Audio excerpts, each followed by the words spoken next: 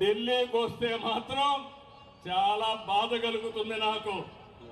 ఇప్పుడే ఢిల్లీకి వస్తామంటే చూశాను, ఎప్పుడో 95లో పాడుపడిపోయిన హైదరాబాద్ మారిగా ఢిల్లీ తయారైంది. ఎవరు కారణమని నేను అడుగుతున్నా మిమ్మల్ని అందరినీ. 10 ఏళ్ళు ఎవరు పరిపాలించారు ఈ ఢిల్లీని? అదే గాని డబల్ ఇంజిన్ సర్కార్ గాని వచ్చుంటే ఢిల్లీ కూడా వాషింగ్టన్ ని, న్యూయార్క్ ని తనదన్నే విధంగా తయారయ్యేది. ఈరోజు ఒక విషయం మీరు చూస్తే, ఢిల్లీకి వస్తే వెదర్ పొల్యూషన్ ఏం తమ్ముడు, ఒక పక్కన వెదర్ పొల్యూషన్, రెండో పక్కన పొలిటికల్ పొల్యూషన్ కూడా తయారైపోయింది ఢిల్లీలో. అవునా కాదా తమ్ముళ్ళు అని మిమ్మల్ని అడుగుతున్నా. ఈ రెండు కలిపి ఢిల్లీ కలుషితమైపోయింది.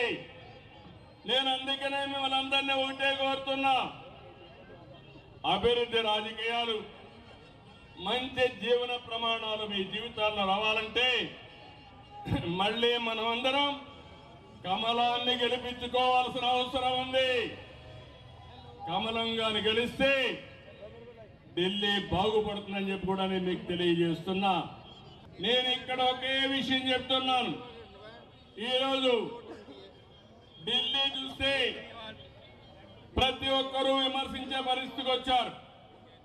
తాగునీరు అందించడంలో ఆ పార్టీ పూర్తిగా విఫలమైంది.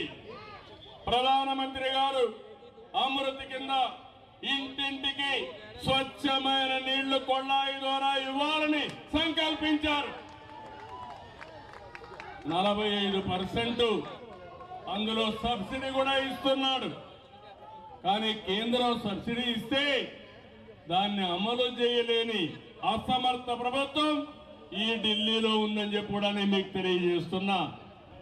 నేను ఒకటే ఈ సమావేశంలో కోరుతున్నాను, రాజకీయాలంటే అధికారం కోసం కాదు, ప్రజాసేవ కోసం.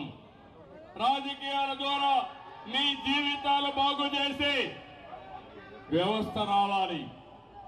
అయారాం గయారాములు కాదు, ప్యాలెస్లు కట్టుకునే వాళ్ళు కాదు, ప్రజలకు చిత్తశుద్ధిగా సేవ చేసే వాళ్ళు కావాలి. కానీ ప్యాలెస్లు కట్టుకొని విలాసవంతమైన జీవితాలు నివసించే వాళ్ళు కాదని మీకు తెలియజేస్తున్నా.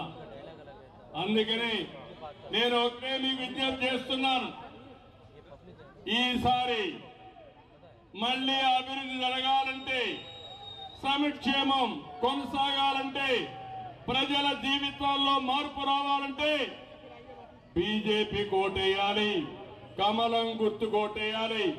ఇక్కడ సంజయ్ గోయల్ గారిని గెలిపించవలసిందిగా మరొక్కసారి అందరికీ విజ్ఞప్తి చేస్తున్నా.